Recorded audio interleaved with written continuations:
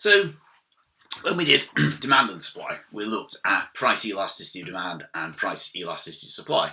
And we can do the same. We can do the same with labour markets. So we can look at, the elasticity of demand for labour.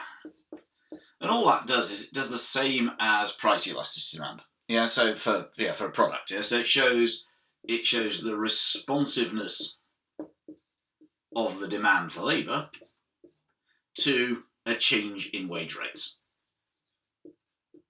So a change in wages. And basically then what's that saying is, suppose wages go up, do firms still demand workers or not? Yeah, so if an increase in wage leads to a less than proportional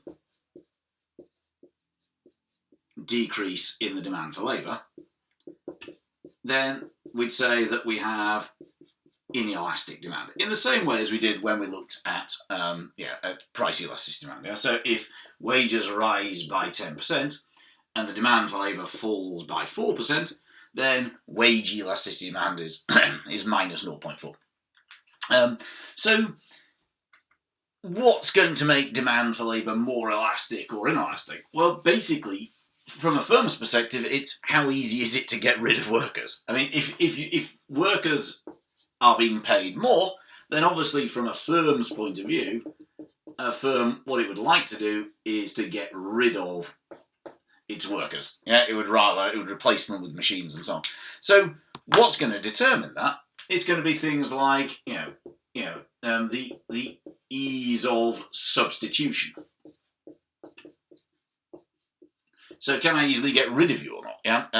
Can I replace you with a machine? If the answer is yes, well, you're probably in trouble. Yeah. If the answer is you have some highly specialist skill that can't be replicated, yeah, then I can't get rid of you. How much I care? Yeah. So the percentage of a firm's costs. So if labour is a very, very small percentage of the firm's costs, then if wages go up, it might not really care. Yeah. Again, the usual things like the time period that we're considering. In the short run, there's probably not much that you can do. If wages go up, you've still got to serve customers. In the longer term, you can look for substitutes. You can look for alternatives. Things like legislation as well. Yeah. So it may the reality is it may not be that straightforward simply to get rid of workers. Yeah, there are contracts, it may take time and so on and so forth. So, but essentially, it's not so much learning a list of factors, it's kind of thinking demand elasticity, wage elasticity demand, labour elasticity demand. It's just saying, if wages go up, is it easy for firms to get rid of workers, in which case demand will be relatively elastic, or is it very hard for you to get rid of workers, in which case demand will be inelastic? And we can do the same for supply. So again, what that's saying is generally, if there is an increase in wages, either across the economy or in a particular job, what we'd expect to happen is there to be an increase in the supply of labour. If we increase the wages for a particular job, then guess what? More people are going to want to do it. So what's going to make it easier or harder?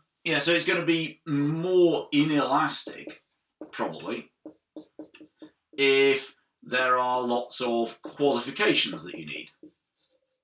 If there's a long training period. If there is some, very specific skill. All of those mean that even if wages go up, it may be difficult, for labour supply. It may be difficult for labour supply to increase. For the economy as a whole, if we look at the whole economy, you might also think about things like benefit levels. So if state benefits are really very, very generous, then even if wages go up, maybe nobody's going to want to work. Or you might think about kind of migration controls. So if wages go up in a country that has open borders, then lots of people will come from other countries to work here. If the country has closed borders, then they won't. But all of this is basically common sense. Yeah, you're just saying, look, if wages go up, generally, obviously, more people want to work. Can they? Yeah, are there things that are going to stop them? And if there are, that will make labour elasticity of supply, whatever. Yeah, it'll make it more inelastic. And that's basically the key.